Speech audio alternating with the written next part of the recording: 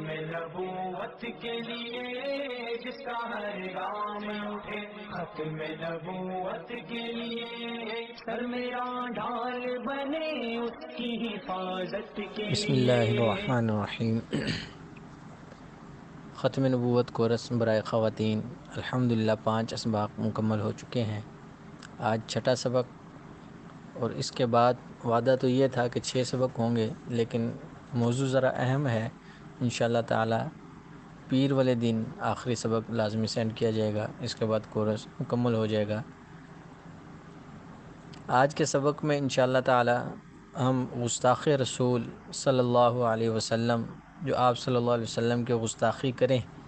اس کے حوالے سے قرآن اور آپ علیہ الصلوۃ والسلام کے چند فرامین انشاءاللہ تعالی پڑھیں گے۔ اور کل کے سبق میں آپ صلی اللہ علیہ وسلم کے دور میں، صحابہ کرام کے دور میں، اور اس کے بعد تک بڑے بڑے جو مشہور کچھ واقعات ہیں کہ گستاخوں کے ساتھ کیا انجام ہوا، جس میں مسیلمہ کذاب ہے، اسود عنسی ہے اور دیگر لوگ، طلحہ اسدی ہے، ان لوگوں کے ساتھ کیا معاملات ہوئے، انشاءاللہ تعالی اس کو بیان کیا جائے گا۔ سب سے پہلے یہ بات سمجھی جائے کہ توہین رسالت، یعنی نبیوں کی رسالت کی توہین کی ابتدا کب ہوئی؟ تو توہین رسالت کا سلسلہ اسی وقت شروع ہوا جب اللہ تعالیٰ نے شیطان کو حکم دیا کہ حضرت آدم کو سجدہ کر، لیکن شیطان نے کیا کی؟ توہین کی۔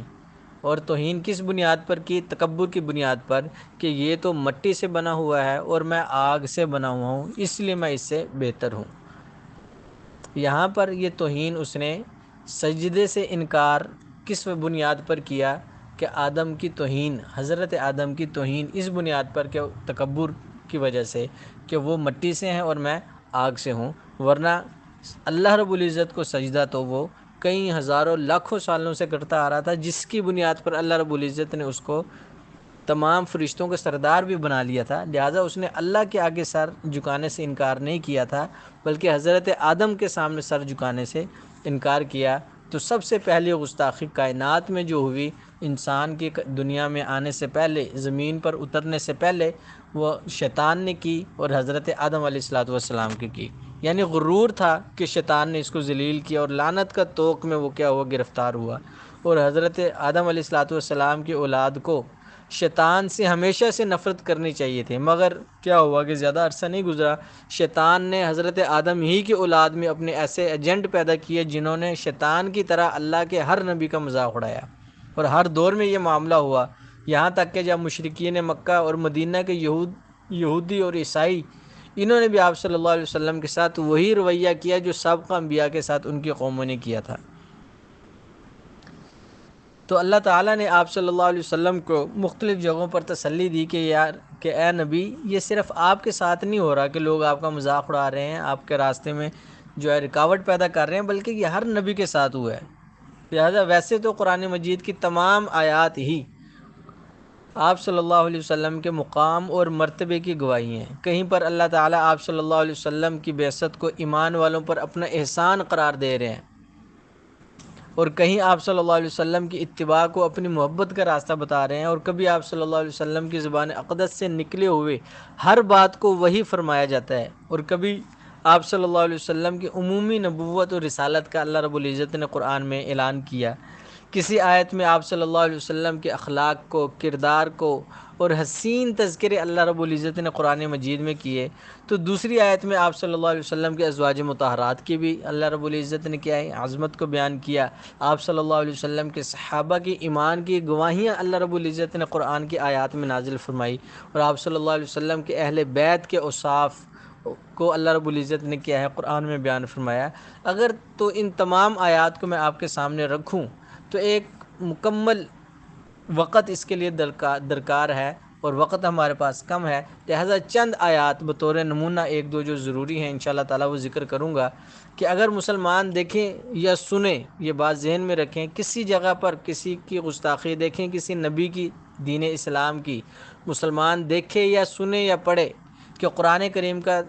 مذاق اڑایا جا رہا ہے، آپ صلی اللہ علیہ وسلم کی ذات کو نعوذ باللہ گالی دی جا رہی ہے، آپ علیہ الصلوۃ والسلام کی ذات کے اندر کسی قسم کا نقص، تنقیص یا کسی قسم کی تنقید کی جا رہی ہے یا نشانہ مذاق بنایا جا رہا ہے، تو اس وقت ان مسلمانوں کا فرض ہے کہ وہ ایسی حرکتوں کے خلاف فوری طور پر کیا کریں، رد عمل کا مظاہرہ کریں، اور ساتھ ساتھ ہی ایسے اہل محفل سے دوستی کے سب تعلقات کو فوری طور پر ختم کر دیا جائے، اس کو اچھا لگے یا برا لگے۔ تو اللہ رب العزت نے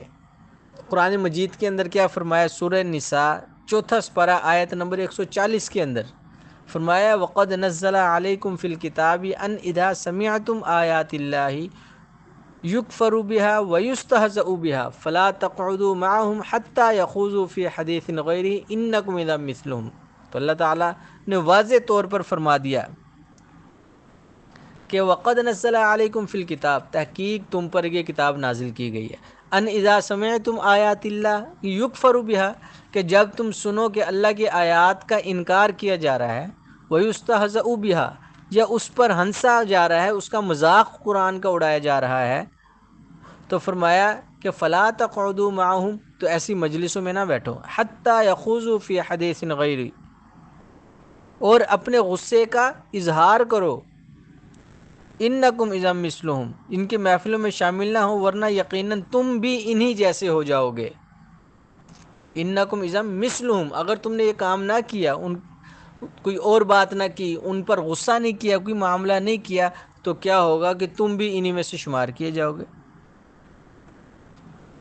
یہاں پر یہ دیکھیں اللہ رب العزت نے واضح طور پر ہر اس مجلس کو چھوڑا۔ تو یہاں سے ہمیں یہ حکم ملتا ہے، قادیانی ہے جو آپ صلی اللہ علیہ وسلم کا منکر ہے، تمام انبیاء کا گستاخ ہے، اسی طرح اہل تشیع ہیں وہ صحابہ اکرام کے گستاخ ہیں، ازواج مطہرات کے گستاخ ہیں۔ تو ایسے لوگوں کی مجلسوں میں جانا، ایسے لوگوں کے ساتھ یارانہ رکھنا، ایسے لوگوں کے ساتھ اٹھنا بیٹھنا کرنا، اور ایسے لوگوں کے ساتھ دل کے اندر کسی قسم کی نرمی لے کر آنا، یہ ایک مسلمان کے شان نہیں۔ قرآن نے کہہ دیا کہ اگر تم ان کی مجلسوں کو نہیں چھوڑو گے، ان کے مجلس میں اٹھنا بیٹھنا نہیں چھوڑو گے، فرمایا انکم اذا مثلہم، کہ تم بھی انہی جیسے پھر شمار کیے جاؤ گے۔ ایک یہ آیت، اور دوسرے نمبر پر ایک آیت سورہ حجرات آیت نمبر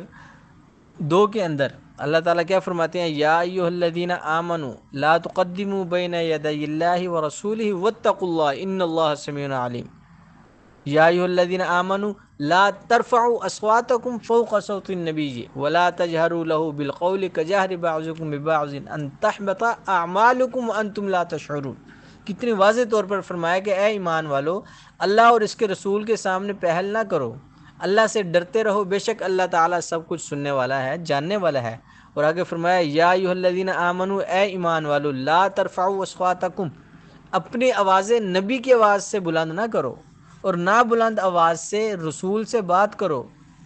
ولا تجہروا لہ بالقول کجہر بعضکم ببعض، کہ جیسا کہ تم میں سے بعض لوگ بعض کے ساتھ اونچی آواز میں، یعنی عام انسان، عام آدمی جیسے دوسرے کے ساتھ اونچی آواز میں بات کرتا ہے، تو تمہیں نبی کے ساتھ اس طرح بات کرنے کی اجازت نہیں ہے۔ فرمایا کہ اگر کوئی اس طرح کرے گا، ان تحبط اعمالکم وانتم لا تشعرون، تمہارے سارے اعمال برباد کر دیے جائیں گے اور تمہیں تو خبر بھی نہیں ہوگی۔ لہذا ایسا عمل نہ کرو، یہ نہ ہو کہ تمہارے اعمال برباد کر دیے جائیں اور تم اس چیز کا علم ہی نہ رکھو۔ تو ان آیات مبارکہ میں آپ صلی اللہ علیہ وسلم کی مجلس کے آداب سکھائے گئے ہیں، ان کی اتنی تاکید کی گئی ہے کہ معمولی سی خلاف ورزی پر بھی وعید ہے کہ تمام نیک اعمال، وہ زندگی کی ساری زندگی کی نمازیں ہوں، وہ ساری زندگی کے روزے ہوں، وہ ساری زندگی کا مال دیا ہوا ہو، وہ ساری زندگی کا جہاد کیا ہوا ہو، وہ ساری زندگی حج کیا ہو، عمرے کیے ہوں، لیکن نبی کی گستاخی کر لی، نبی کے سامنے اونچا بول لیا، یا ان کے گستاخوں کے ساتھ کچھ ایسا معاملہ کر لیا، تو فرمایا کہ ان تحبط اعمالکم، تمہارے اعمال کیا کر دی جائیں گے؟ ضائع کر دیے جائیں گے، اور تمہیں خبر بھی نہیں ہوگی۔ انہی آداب کی تشریح کرتے ہوئے علامہ شبیر احمد عثمانی رحمۃ اللہ علیہ لکھتے ہیں کہ جس معاملے میں اللہ اور اس کے رسول کی طرف سے حکم ملنے کی توقع ہو، اس کا فیصلہ پہلے ہی آگے بڑھ کر اپنی رائے سے نہ کر بیٹھو۔ یعنی جس وقت آپ صلی اللہ علیہ وسلم کچھ ارشاد فرما رہے ہو، خاموشی سے کان لگا کر سنو، ان کے بولنے سے پہلے خود بولنے کی جرت نہ کرو، کہ جو حکم ادھر سے ملے اس پر بغیر کسی چونچ رہا کے، بغیر کسی قیل و قال کے، بغیر کسی تردد کو پیش کیے اس پر کیا کرنا ہے؟ عمل کرنا ہے۔ لہٰذا جب نبی اللہ اور نبی اس کا کوئی حکم آ جائے تو اس کے بعد اپنے حکم یا اپنی چیزوں کو پیش کرنے کی ضرورت نہیں ہے۔ ایک اور آیت سورہ بقرہ آیت نمبر 104 میں اللہ تعالیٰ فرماتے ہیں یا ایھا الذین آمنوا لا تقولوا راعنا وقولوا انظرنا واسمعوا وللکافرین عذاب علیم، کہ اے ایمان والو لا تقولوا تم نہ کہو راعنا، یعنی راعنا کا جملہ مت کہو، وقولوا اور کیا جملہ کہو، انظرنا، انظرنا کہا کرو، واسمعوا اور کہا کرو کہ خوب غور سے سنا کرو، اور فرمایا وللکافرین عذاب علیم، کافروں کے لیے تو دردناک عذاب ہے۔ اب مسئلہ کیا ہے یہاں پر کہ جب آپ صلی اللہ علیہ وسلم اپنے صحابہ اکرام سے کلام فرمایا کرتے تھے تو اگر کوئی بات انہیں سمجھ نہ آتی تو دوبارہ سننے کے لیے ان الفاظ کے ساتھ آپ صلی اللہ علیہ وسلم کو درخواست کرتے تھے کہ راعنا یا رسول اللہ، راعنا یا رسول اللہ، اے اللہ کے رسول ہماری رعایت فرمائیں، یعنی دوبارہ سے یہ جملے ذرا بیان فرمائیں تاکہ ہم اس کو سن سکیں، ہماری رعایت فرمائیں۔ یہ الفاظ اپنے معنی کے اعتبار سے بالکل درست ہے کہ ہماری رعایت فرمائے، ان میں کسی قسم کا بے ادبی کا کوئی پہلو بھی نہیں تھا، لیکن یہودی جو مجلس میں ہوا کرتے تھے خبیث نفس لوگ، وہ کیا کرتے اس لفظ کو ذرا کھینچ کر استعمال انہوں نے کرنا شروع کر دیا ہے، یعنی راعینا تھا انہوں نے اس کو کھینچنا راعینا، اس کا راعی یہ اس کا معنی بن جاتا ہے، عین کے بعد یا ملا دیا جائے تو اس کا مطلب بنتا ہے چرواہا، اور نون متکلم کا ہے جمع متکلم، تو وہ اس جملے کو کھینچ کر پڑھتے کہ راعینا، کہ اے ہمارے چرواہے، نعوذ باللہ، یعنی اس کے اندر واضح طور پر بے ادبی اور گستاخی والا جملہ بن گیا۔ تو اس آیت مبارکہ کے ذریعے جو میں نے ابھی آپ کے سامنے پڑھی 104 نمبر، تو اللہ تعالیٰ نے واضح طور پر مسلمانوں پر پابندی لگا دی کہ وہ ایسا لفظ بھی استعمال نہ کرے جس سے یہودیوں کے لیے بے ادبی کا موقع ملے، جس سے یہودی بے ادبی کر سکیں۔ ہاں البتہ اگر کوئی بات سمجھنی ہو، سمجھ نہ آئی ہو، پہلے دوبارہ آپ علیہ الصلوۃ والسلام کو خطاب کرنا ہے تو راعینا کی جگہ اب تم نے جملہ استعمال کرنا ہے انظرنا یا رسول اللہ، اے اللہ کے رسول ہماری طرف نظر فرمائیے، ہماری طرف دیکھیے، تو یہ تم نے جملہ کہنا ہے، راعینا کو بالکل بھی بیان نہیں کرنا۔ یہاں پر علامہ آلوسی رحمۃ اللہ علیہ روح المعانی جلد نمبر 1 صفحہ نمبر 348 میں فرماتے ہیں کہ اللہ تعالیٰ نے یہ آیت ایمان والوں کے لیے اتاری تاکہ مومنین کی طرف سے آپ صلی اللہ علیہ وسلم کی اہانت کا دروازہ ہمیشہ کے لیے بند ہو جائے، اور زبانیں ایسے الفاظ کو بالکل چھوڑ دیں اور بے ادبوں اور گستاخوں کی مشابہت بھی نہ ہو جن سے، لہٰذا کوئی بھی ایسا جملہ استعمال کرنا جس سے گستاخی کا پہلو بھی نکلتا ہو وہ بھی شرعی طور پر درست نہیں ہے۔ اور جو لوگ یہ پھر گستاخی کرتے ہیں ان کے لیے بھی قرآن نے کیا حکم فرمایا کہ ایسے لوگ کیا ہیں، سورہ مجادلہ آیت نمبر 5 میں فرمایا ان الذین یحادون اللہ ورسولہ کتبوا کما کتب الذین من قبلہم، کہ بے شک وہ لوگ جو اللہ اور اللہ کے رسول کی مخالفت کرتے ہیں ان کو کیا کیا جائے گا، ذلیل کیا جائے گا، جس طرح ان لوگوں نے ان کو کیا کیا ہے، تنگ کیا ہے، ان کی اہانت اور گستاخی کی ہے۔ علامہ ابن تیمیہ رحمۃ اللہ علیہ اس کی تشریح میں الصارم المسلول اردو ترجمہ صفحہ نمبر 57 کے اندر فرماتے ہیں کہ اس آیت کریمہ کے اندر جو لفظ ہیں کتبوا کما کتب الذین من قبلہم، یعنی جن لوگوں نے اس سے پہلے رسولوں کی مخالفت کی تھی اللہ تعالیٰ نے انہیں یا تو خود عذاب میں مبتلا کر کے ہلاک کر دیا یا اہل ایمان کے ہاتھوں ان کو کیا کر دیا، تباہ و برباد کر دیا۔ کوئی بھی مسلمان اٹھ کر کیا کر دیتا، اس کے سر کو کیا کر دیتا ہے، تن سے جدا کر دیتا ہے۔ یہ دو قسم کی سزائیں ایسے شخص کے لیے اللہ رب العزت مقرر فرماتے ہیں۔ یہ چند آیات، اس کے علاوہ کثیر بہت ساری آیات ہیں، مفسرین نے بہت سارا کلام کیا ہے اس کے اوپر، لیکن صرف ان 2-3 آیات پر اکتفا کیا جاتا ہے، اور چند روایات، چند واقعات، روایات صرف آپ صلی اللہ علیہ وسلم کی پیش کی جاتی ہیں۔ کل کا سبق انشاءاللہ تعالی اس کے اندر ہم ذرا اہم باتیں کچھ کریں گے، اور ائمہ حضرات چاروں مسالک کے نزدیک گستاخی کرنے والے کا انجام کیا ہے، گستاخی کرنے والے کی سزا کیا ہے، انشاءاللہ تعالی ہم اس کو پڑھیں گے۔ تو آپ صلی اللہ علیہ وسلم کے عہد مبارک میں گستاخی کے کئی مجرموں کو قتل کی سزا دی گئی۔ قاضی ایاز رحمۃ اللہ علیہ نے اس کے متعلق 8 واقعات اپنی کتاب الشفاء میں ذکر کیے ہیں۔ انہوں نے ایک واقعہ یہ بھی درج کیا جس کا ذکر ابھی کرتا ہوں کہ حضرت زبیر رضی اللہ تعالی عنہ ایک شخص نے آپ صلی اللہ علیہ وسلم کی بارگاہ میں گستاخی کی. نبی آپ صلی اللہ علیہ وسلم نے اس کی اس حرکت پر غور فرمایا اور پھر ارشاد فرمایا کہ کون غیور ہے، کون غیرت مند ہے جو اس گستاخ کو اس کی حرکت کا مزہ چکھائے گا. تو حضرت زبیر رضی اللہ تعالیٰ عنہ نے عرض کیا یا رسول اللہ میری خدمات اس کام کے لیے حاضر ہیں. چنانچہ آپ صلی اللہ علیہ وسلم نے ان کو حکم دیا اور انہوں نے اس گستاخ کو گستاخی کی سزا دی، یعنی اس کو قتل کیا. یوں تو ویسے سینکڑوں نہیں ہزاروں احادیث حرمت نبی صلی اللہ علیہ وسلم پر آپ کے سامنے پیش کی جا سکتی ہیں، لیکن جیسا کہ پہلے کہا کہ وقت کی قلت ہے تو چند صرف واقعات جس میں شاتم رسول صلی اللہ علیہ وسلم کی سزا آپ علیہ الصلوۃ والسلام نے اپنی زبان مبارک سے فرمائی کہ حضرت علی ابن ابی طالب رضی اللہ تعالیٰ عنہ سے مروی ہے کہ آپ علیہ الصلوۃ والسلام نے فرمایا من سبنی فقتلوہ، جس کسی نے مجھے گالی دی اس کو قتل کر دو.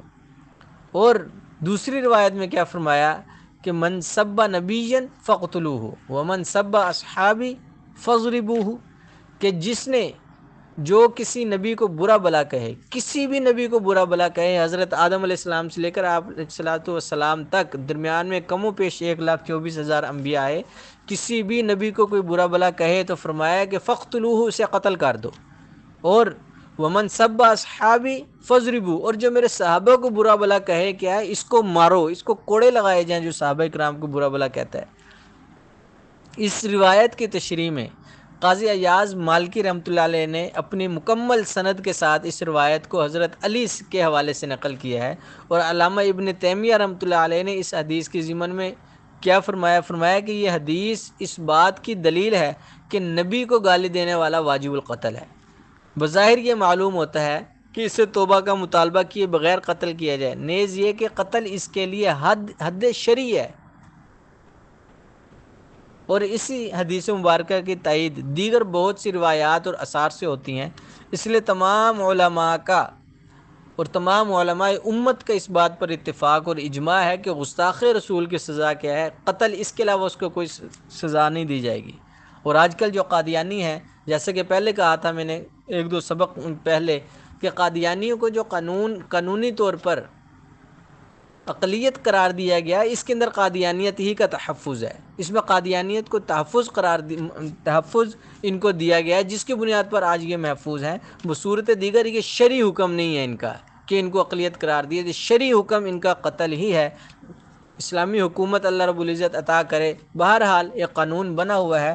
اس قانون کے دائرے میں رہتے ہوئے اگر حکومت خود ان کو ٹھکانے لگائے تو زیادہ ہی اچھا ہے، تاکہ ملک کے اندر افراتفری نہ پھیلے. لیکن آج کل دیکھنے میں یہ آتا ہے کہ یہ لوگ مسلمانوں کو ظلم کر رہے ہیں، مسلمانوں کو قتل کرتے ہیں مختلف علاقوں میں، خصوصاً ربوہ اور چنیوٹ کے علاقوں میں، لیکن ہمارے حکمران سوئے ہوئے ہیں. اللہ رب العزت غیرت ایمانی اور حضرت عمر ولی ان کے اندر صفات پیدا فرمائے تاکہ یہ لوگ گستاخوں کے ساتھ نمٹ سکیں.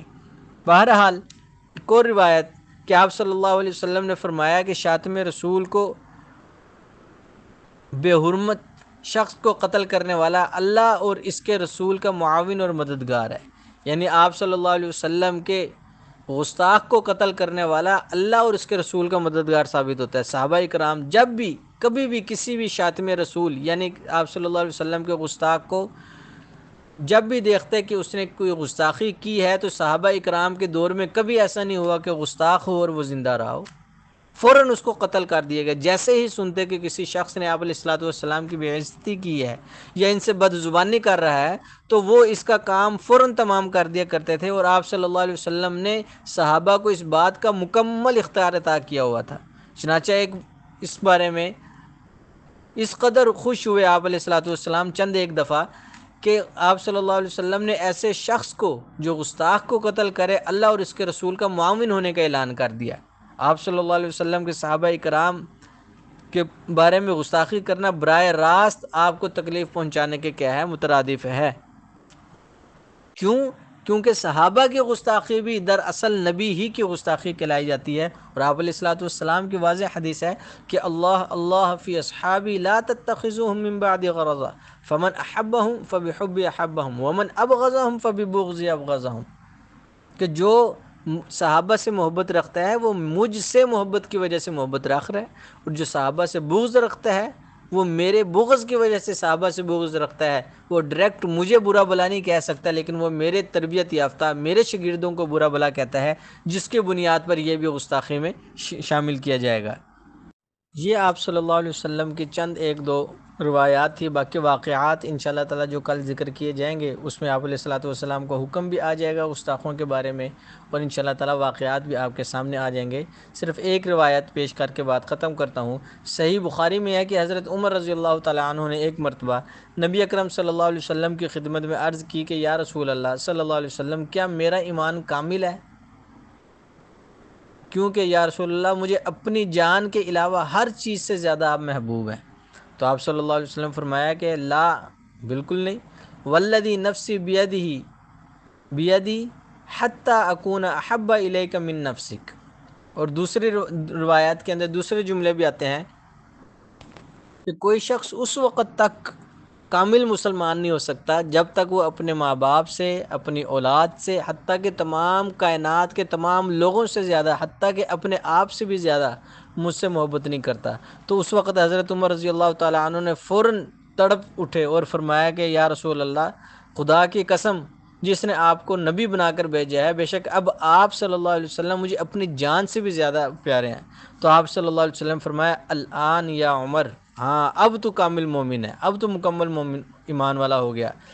جب تک آپ حضرت عمر کو نہیں پتہ تھا، جیسے ہی آپ صلی اللہ علیہ وسلم نے فرمایا کہ جب تک تمام کائنات سے بڑھ کر مجھ سے اور حتیٰ کہ اپنی جان سے بڑھ کر مجھ سے محبت نہیں کرے گا، کامل مومن نہیں ہو سکتا۔ یہاں پر ایک نقطہ ذہن نشین فرمایا کہ حضرت عمر کے دل میں یہ بات تھی کہ انسان کو چوٹ لگے تو جتنی تکلیف ہوتی ہے اتنی تکلیف دوسرے کو چوٹ لگنے پر نہیں ہوتی، لیکن جب آپ صلی اللہ علیہ وسلم فرمایا کہ جب تک میں تمہاری جان سے بھی زیادہ عزیز نہ ہو جاؤں، حضرت عمر نے جب یہ غور کیا اور یہ بات انہیں جب سمجھ آئی کہ اگر دشمن کوئی نبی پر حملہ کرے تو آپ کو بچانے کے لیے اپنی جان بھی قربان کر دوں گا، لہٰذا فوراً جواب دیا کہ الحمدللہ اب مجھے اپنی جان سے بھی زیادہ عزیز ہے۔ کیوں؟ کیونکہ شاعر نے بڑے اچھے انداز میں یہ بات کہی کہ محمد کی محبت دین حق کی شرط اول ہے، اس میں ہو اگر خامی تو سب کچھ نامکمل ہے، کہ آپ صلی اللہ علیہ وسلم کی محبت سے بڑھ کر کائنات میں کوئی کچھ نہیں۔ یہی وجہ تھی کہ نبی کی ذات کی بات ہوتی تھی، آپ خواتین کو دیکھیں گی، حضرت ام عمارہ کو دیکھیں، حضرت صفیہ کو دیکھیں، حضرت خولہ کو دیکھیں، اور حضرت عائشہ رضی اللہ تعالی عنہ کو دیکھیں، حضرت زینب کو دیکھیں، کہ تمام کے تمام نبی کے دفاع میں نظر آتی ہیں۔ ام عمارہ ہیں، جنگ احد کے اندر اپنا جسم نبی کے لیے ڈال بنا کر اپنے جسم کے اوپر تیر کھاتے ہیں، لیکن محبوب پر آنچ نہیں آنے دیتی۔ یہی خولہ ہے کہ میدان جہاد کے اندر آپ کو دوڑتی ہوئی نظر آتی ہیں، اور یہی خواتین تھے جو آپ صلی اللہ علیہ وسلم کی ذات پر مر مٹنے کے لیے 24 گھنٹے تیار رہا کرتی تھی، کیونکہ ان کا یہ ایمان تھا کہ نبی سے محبت اپنی جان سے بڑھ کر ہے۔ یہی وجہ ہے کہ جب غزوہ احد میں ایک صحابیہ کو پتہ لگا کہ اس کا بیٹا شہید، کسی نے بتایا کہ تیرا باپ بھی شہید، پھر بتایا گیا تیرا شوہر شہید، اتنا شہادتوں کے بعد 4 لوگوں کی، قریبی لوگوں کی شہادتیں بتائی، لیکن ہر ایک کی شہادت کے بعد پوچھتی تھی بتاؤ میرے محبوب کیسے ہیں، بتاؤ آپ صلی اللہ علیہ وسلم کا کیا حال ہے۔ تو یہ ان کے دل میں عشق رسول تھا۔ آج اسی عشق رسول کو جگانے کی ضرورت ہے، اور تمام کے تمام مسلمان الحمدللہ، ہر مسلمان کے دل میں اگر وہ گناہ گار سے گناہ گار ہے، سیاہ کار سے سیاہ کار ہے، زنا کار ہے، جتنا مرضی گناہ گار ہے، عشق رسول کی چنگاری ہر مسلمان کے دل میں ہے، لیکن اس چنگاری کو تھوڑی سی ہوا دینے کی ضرورت ہے۔ انشاءاللہ تعالیٰ پورا جہان عاشقوں سے جھوم اٹھے گا، صرف تھوڑی سی چنگاری کی ضرورت ہے۔ تو یہ عشق جب ہوگا، جب نبی سے عشق ہوگا، اس عشق کی بنیاد پر انسان کبھی محبوب کی سنتوں کو نہیں چھوڑے گا، اس عشق کی بنیاد پر نبی کے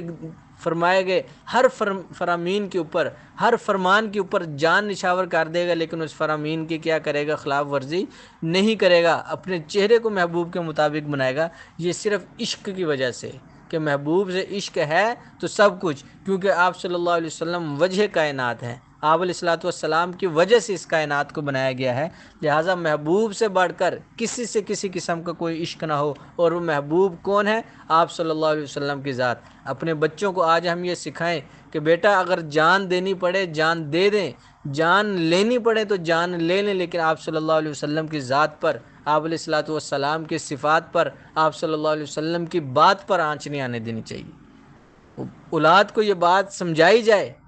کہ ماں باپ کی عزت سے زیادہ ہمارے محبوب حضرت محمد مصطفیٰ صلی اللہ علیہ وسلم کی عزت ہے۔ اگر مسلمان جان دینا عبادت سمجھتا ہے تو اس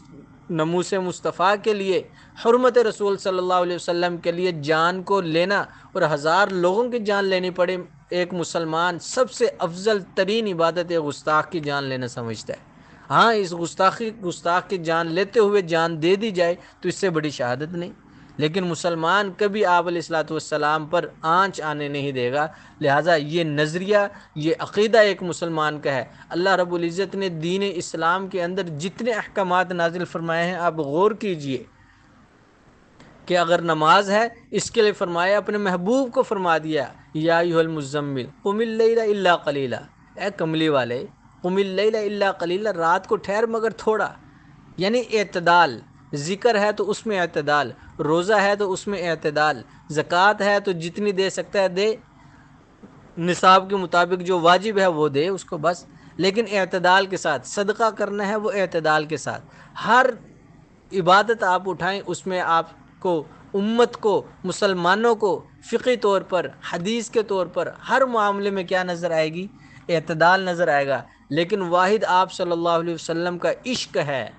آپ علیہ الصلاۃ والسلام کی محبت ہے کہ اللہ رب العزت کو بھی اس محبت کے اندر، آپ صلی اللہ علیہ وسلم کو بھی اس محبت کے اندر ایک مسلمان میں انتہا پسندی درکار ہے کہ یہ مسلمان نبی کی محبت میں انتہا پسند ہو، پھر وہ اس کا اسلام قابل قبول ہے۔ ورنہ اگر وہ حضرت عمر بھی ہوں، جیسا کہ حضرت عمر کو جب علم نہیں تھا، فرمایا یا رسول اللہ آپ مجھے ہر چیز سے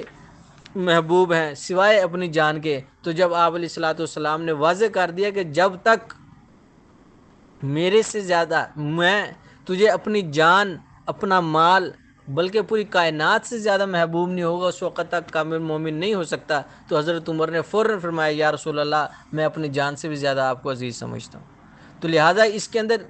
اپنی جان سے بڑھ کر کیا فرما دیا کہ نبی کی محبت اگر نہیں ہوگی تو کامل مسلمان نہیں ہے۔ لہٰذا یہ خلاصہ ہے کہ تمام دین کے اندر اعتدال، اور نبی کی محبت میں انسان کو شدت پسند اور انتہا پسند جب تک نہیں ہوگا، اس کا ایمان بھی کامل نہیں ہے۔ اللہ رب العزت آپ صلی اللہ علیہ وسلم کی حرمت پر، آپ علیہ الصلاۃ والسلام کی ناموس پر ہمیشہ ہمیں پہرا دینے کی توفیق عطا فرمائے، اور ہر اس گستاخ کے سر کو تن سے جدا کرنے کی توفیق عطا فرمائے جو محبوب پر بولے، جو ہاتھ محبوب تک اٹھے، اللہ رب العزت ان ہاتھوں کو ہم اپنے ہاتھوں سے کاٹنے کی توفیق عطا فرمائے۔ جو محبوب کی طرف میلی آنکھوں سے آنکھ اٹھے، اللہ ہمیں یہ قوت عطا کرے کہ ان آنکھوں کو ہم انشاءاللہ تعالی نکال لیں۔ اللہ تعالیٰ اس زبان کو چیرنے کی ہمیں توفیق عطا فرمائے جو محبوب کے خلاف زبان دراز ہو۔ اللہ رب العزت ہم سب کو آپ صلی اللہ علیہ وسلم کے عشق میں مرنے والی اور شہادت کے افضل ترین موت عطا فرمائے۔ وآخر دعوانا ان الحمد للہ رب العالمین۔